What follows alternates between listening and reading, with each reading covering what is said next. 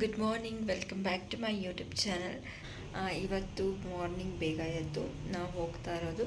So ಎಲ್ಲಿಗೆ ಅಂತ ಹೇಳ್ತೀನಿ, ತುಂಬ ವರ್ಷಗಳೇ ಆಯಿತು ನಾನು ಹೋಗ್ತಾ ಇರೋದು. ಸೊ ಇವತ್ತು ನೋಡೋಣ, ಸಡನ್ ಪ್ಲ್ಯಾನ್ ಮಾಡಿ ಹೋಗ್ತಾ ಇದ್ದೀವಿ. ಸೊ ನಾನು 4ನೇ ಕ್ಲಾಸಲ್ಲಿ ಇದ್ದಾಗ ಹೋಗಿದ್ದು. ಸೊ ಅದು ಬಿಟ್ಟರೆ ಈ ಸಲನೇ ಹೋಗ್ತಾ ಇರೋದು. ಮುಂಚೆನೇ ಪ್ಲ್ಯಾನ್ ಇತ್ತು, ಅಂದರೆ ಇವತ್ತು ಹೋಗೋದು ಅನ್ನೋದು ಪ್ಲ್ಯಾನ್ ಇರಲಿಲ್ಲ. ಸೊ ಹಾಗಾಗಿ ಇವತ್ತು ನಾವು ಹೋಗ್ತಾ ಇದ್ದೀವಿ. ಸೊ ಎಲ್ಲಿಗೆ ಏನು ಎತ್ತ ಅಂತ ಹೇಳ್ತೀನಿ, ಪೂರ್ತಿ ವಿಡಿಯೋ ನೋಡಿ. ನನ್ನ ಚಾನಲ್ಗೆ ಯಾರು ಸಬ್ಸ್ಕ್ರೈಬ್ ಆಗಿಲ್ಲ, ಪ್ಲೀಸ್ ಸಬ್ಸ್ಕ್ರೈಬ್ ಮಾಡಿಕೊಂಡು ನನ್ನ ಚಾನಲ್ಗೆ ಸಪೋರ್ಟ್ ಮಾಡಿ. ಸೊ ಇವಾಗ ರೆಡಿ ಆಗಬೇಕು, ರೆಡಿಯಾಗಿ ಹೊರಡೋದಷ್ಟೇ. ಅಮ್ಮ ಪೂಜೆ ಮಾಡ್ತಾ ಇದ್ದಾರೆ. ಸೊ ಪೂಜೆ ಮಾಡಿದ ನಂತರ ಹೊರಡೋದಷ್ಟೇ. ನೋಡುವ ಇವತ್ತಿನ ಡೇ ಹೇಗಿರುತ್ತೆ. ಸೊ ಬನ್ನಿ ಹೋಗೋಣ.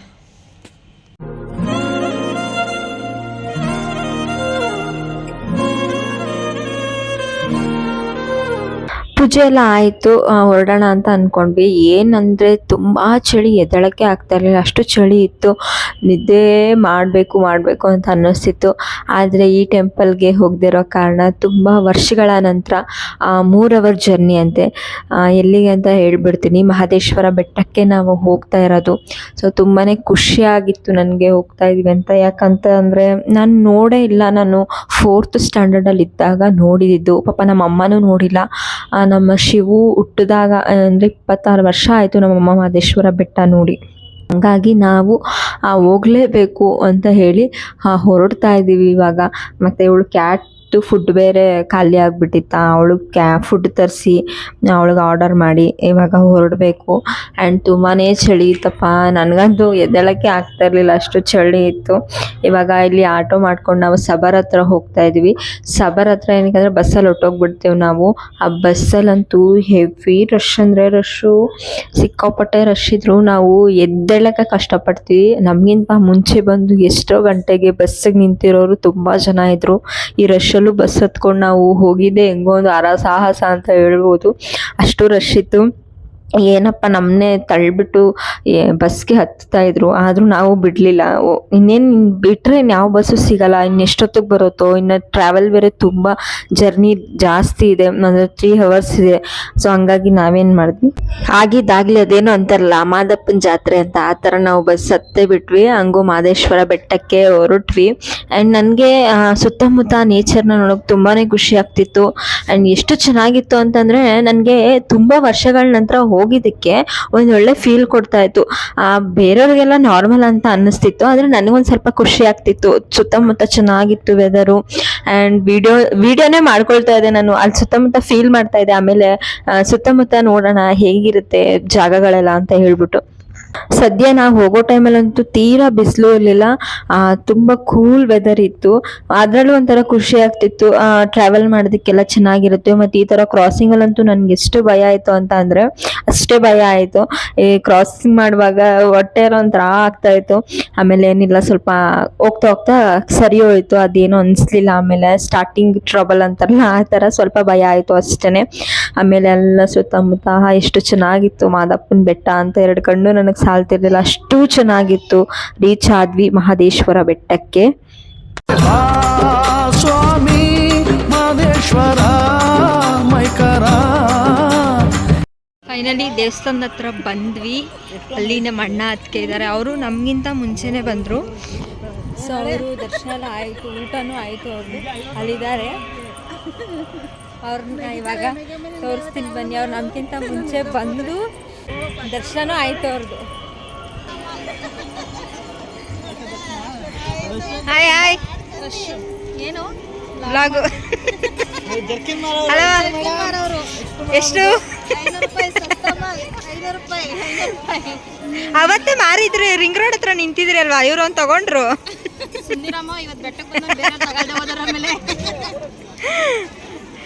ಸರಿ ಹೋಗೋಣ ನಡಿ. ರಶ ಊಟ 12:30 ಅಲ್ಲಿ ಗಂಡು ಮಾಡ್ತಾನೆ ಬಂದ್ಬಿಡ್ತೀವಿ. ದರ್ಶನ ನೀವು ಮಾಡಿರೋ ತಾನೆ, ಊಟ ಆಯ್ತಾ? ಹೋಟೆಲ್ ತಿಂದ್ರ ಹಂಗಾರೆ ಹೇಳಿ ದರ್ಶನ ಮಾಡ್ಕೊಂಡು ಹೋಗ್ಬಿಡ್ತೀವಿ.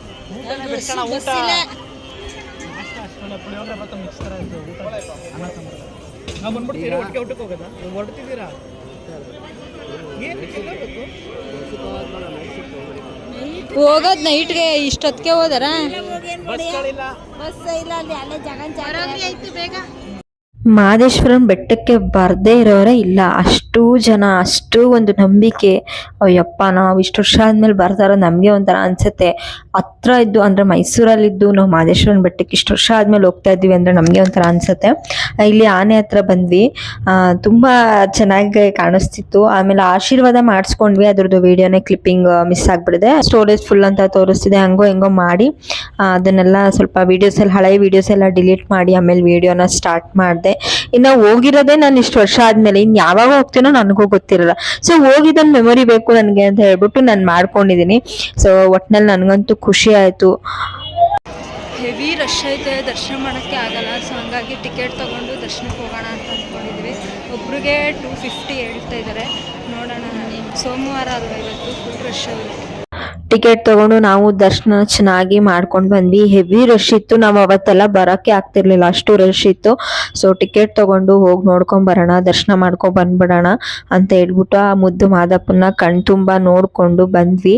ಆಮೇಲೆ ಇಲ್ಲಿ ಆಲಂಬಾಡಿ ಬಸವೇಶ್ವರ ಸನ್ನಿಧಿ ಅಂತ ಇದೆ, ಅಲ್ಲಿಗೂ ಹೋಗಿ ಕೈ ಮುಕ್ಕೊಂಡು ಸೊ ಅಲ್ಲಿ ಹೋಗಿ ದಾರ ಎಲ್ಲ ಕಟ್ಟಿಸ್ಕೊಂಡು ಬಂದ್ವಿ. ಇಲ್ಲೂ ಚೆನ್ನಾಗಿತ್ತು.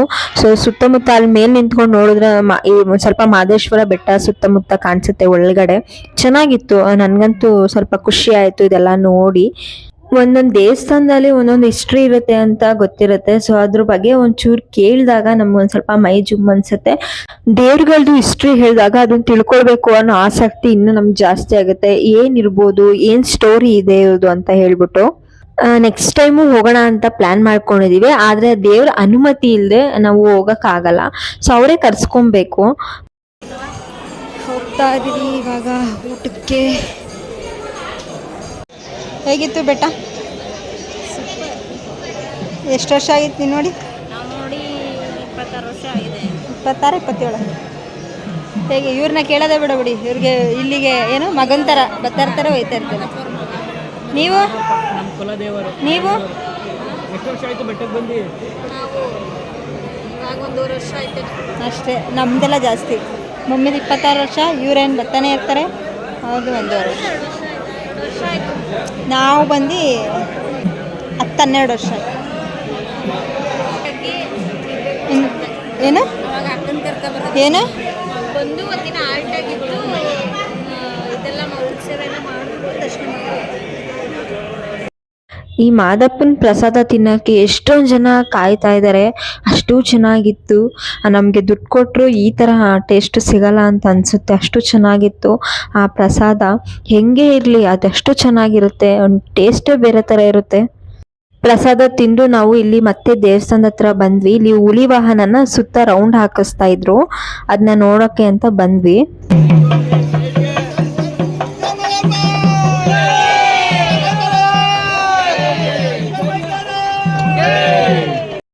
ದೇವಸ್ಥಾನದಿಂದ ಈ ಕಡೆ ಬಂದ್ವಿ. ಇಲ್ಲಿ ಸ್ಟೋರ್ಗಳು ಹಾಕಿರ್ತಾರಲ್ವ, ಅಲ್ಲಿ ಏನಾದರೂ ಐಟಮ್ಸ್ ಇದೆಯಾ ಅಂತ ನೋಡೋಣ ಅಂತ ಅಂದ್ಬಿಟ್ಟು ಹಂಗೆ ಅಣ್ಣ ಅದಕ್ಕೆ ಪ್ರಸಾದ ತೊಗೊಂಡ್ರು.